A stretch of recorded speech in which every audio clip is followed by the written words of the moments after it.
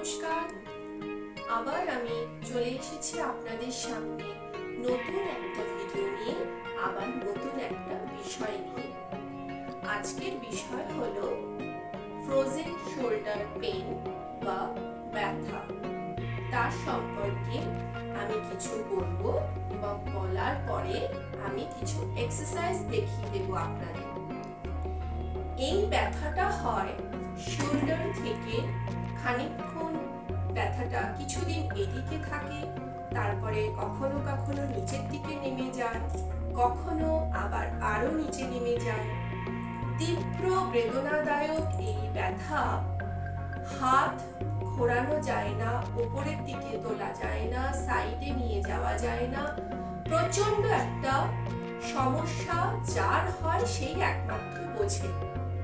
এমনকি যে হাতটায় হয় সেই দিকে ফিরে পাশ ফিরে শুতে পারে না, যার হয় সে প্রচন্ড কষ্ট পায় এই ব্যথাতে। কারণ এই ব্যথা এমনই হয় যে ব্যথাটা সম্পূর্ণ জমে থাকে, আর সেই হাতটা মুভমেন্ট করতে গেলে তার যেন জীবন বেরিয়ে যায়, এমন একটা পরিস্থিতি ক্রিয়েট হয়।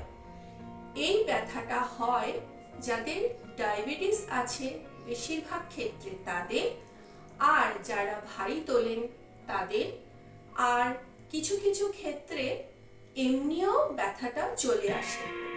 মাসল বা শোল্ডারের জয়েন্ট যখন স্টিফ হয়ে যায় তখনই এই ব্যথাটার সম্মুখীন হতে হয় মানুষদের। তাই এই স্টিফনেসটাকে কাটাতে হলে এক্সারসাইজ ছাড়া কোনো গতি নেই। তাই এক্সারসাইজ করে এই স্টিফনেসকে দূর করতে হবে। এর জন্য আমি কিছু ব্যায়াম দেখিয়ে দিচ্ছি, আপনারা বাড়িতে সেগুলো ট্রাই করবেন অবশ্যই। আর যাদের প্রচন্ড ব্যথা, হাত তুলতে পারছেন না, সেই সব মানুষদের উদ্দেশ্যে আমি বলবো, যখন ব্যায়ামটা করবেন তার আগে একবার গরম সেক দিয়ে নিয়ে স্টিফনেসটাকে একটু হালকা করে নিন, তারপর এক্সারসাইজ করুন। এক্সারসাইজ করতে করতে মাসল এবং জয়েন্টগুলো স্টিফনেস আস্তে আস্তে দূর হয়ে যাবে।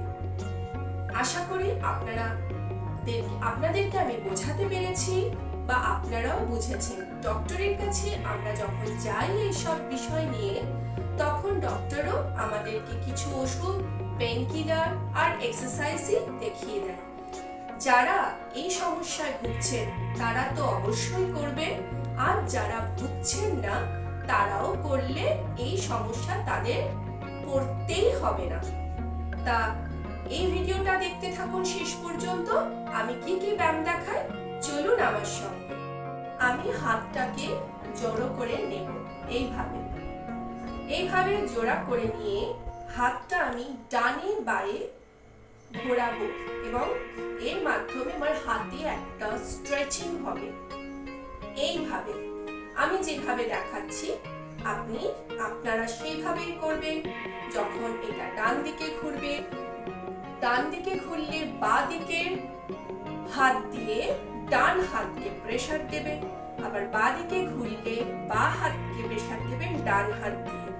এর মাধ্যমে মাসলের মধ্যে একটা, এই সাইডের মাসলের মধ্যে একটা টান সৃষ্টি হবে, যা জন্য আপনাদের ব্যথার উপকার পাবেন।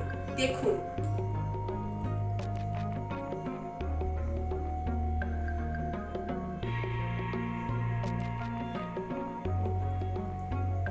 One, two, three, four, five, six, seven, 8, 9, 10। সেন্টারে আনলাম, আবার আমি ডান দিকে ঘোরাবো, স্টে করব 10। 1, 2, 3, 4, 5, 6, 7, 8, 9, 10। আবার আমি সেন্টারে আনবো। আমি আপনাদেরকে এক সেট দেখিয়ে দিলাম, আপনারা বাড়িতে এই 10-10 করে 5 থেকে 10 বার করবেন। স্ট্রেচিং নাম্বার 2, এই এই হাতকে আমি আমার অপর হাত দিয়ে ঠেলে পেছনের দিকে নিয়ে যাওয়ার চেষ্টা করব। এইভাবে সম্পূর্ণ এক্সারসাইজটা হবে। এই যে আমি বাঁ হাত দিয়ে এটাকে চাপ দিচ্ছি, আমার সম্পূর্ণ শোল্ডার থেকে মাসল পর্যন্ত একটা বিশাল টানের সৃষ্টি হচ্ছে, যে স্ট্রেচিং এর মাধ্যমে আমার এই স্টিফনেসটাও আমি দূর করব। এইদিকে টেনে নিয়ে এসে 10 গুনব। 1 2 3 4 5 6 7 8 9 10। যাদের এতটা আসছে তারা এতটাই করুন। যাদের প্রচন্ড ব্যথা আনতে পারছেন না, চেষ্টা করুন যতটা পারছেন। ঠিক উল্টো দিকের হাতটাও এইভাবে করবেন। 1 2 3 4 5 6 7 8 9 10। পেছন দিকে হাত ঘোরান, দিয়ে এই হাত ধরে টানুন। এই হাতটা দিয়ে বাঁ দিকের হাত দিয়ে ডান হাত টানুন। 1 2 3 4 5 6 7 8 9 10। 1 2 3 4 5 6 7 8 9 10। যে হাতটায় ব্যথা শুধু সেই হাত করলেই হবে না, দুটো হাতই করবেন। আর যে হাতটায় তীব্র ব্যথা রয়েছে, অপর হাতটা সাহায্য করুন সেই হাতটাকে সাপোর্ট দেওয়ার জন্য। এইভাবে আপনারা বাড়িতে ব্যায়াম করুন। পরের ব্যায়ামটা হলো পেন্ডুলাম। পেন্ডুলামের মতো হাতটাকে আপনার দোলাতে হবে একদম নিচের দিক করে, যেন আপনার এই হাতটায় কোনো সার নেই। এইভাবে দোলাতে হবে। দেখুন এইভাবে। 1 2 3 4 5 6 7 8 9 and 10।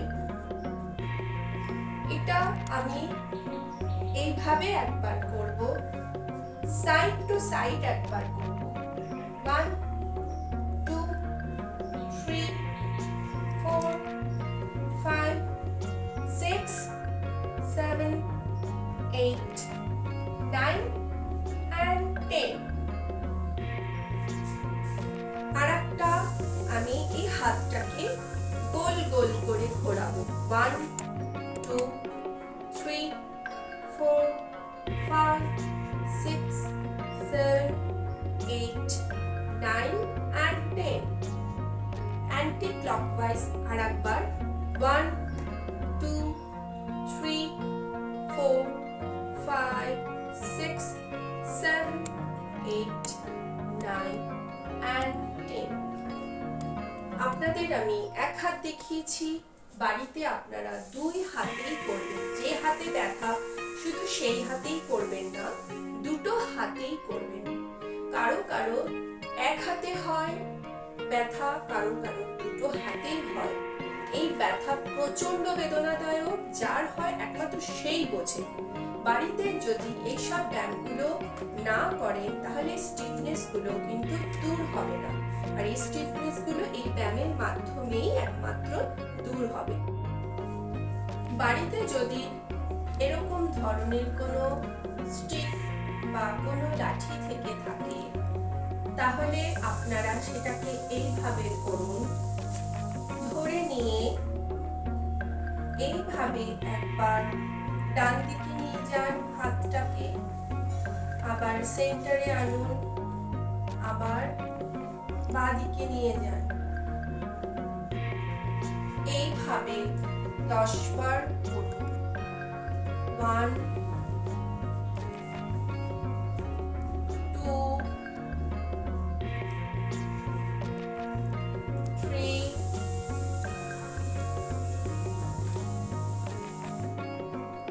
4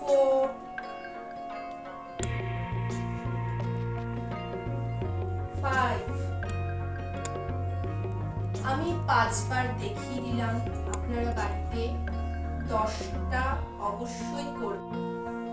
তারপরে আপনি এইভাবে সামনের দিকে নিয়ে আসুন হাত দুটোকে।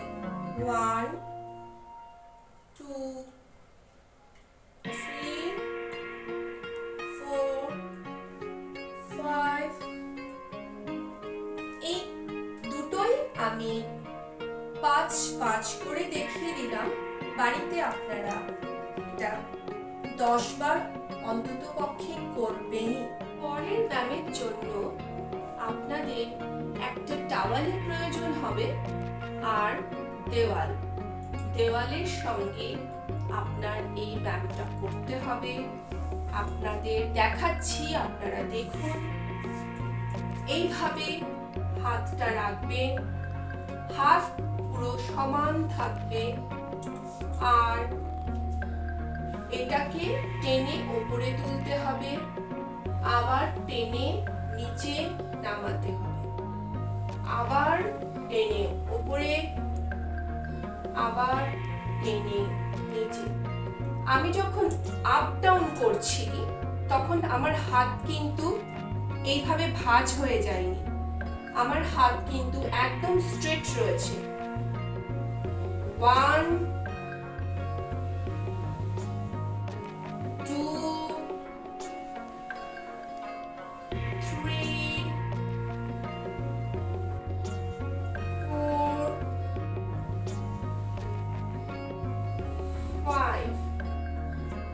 আপনাদের আমি 5 অবধি দেখিয়ে দিলাম। আপনারা বাড়িতে এটাকে 10 বার অবশ্যই করুন। দুটো হাতে আপনারা এই ব্যায়াম করবেন।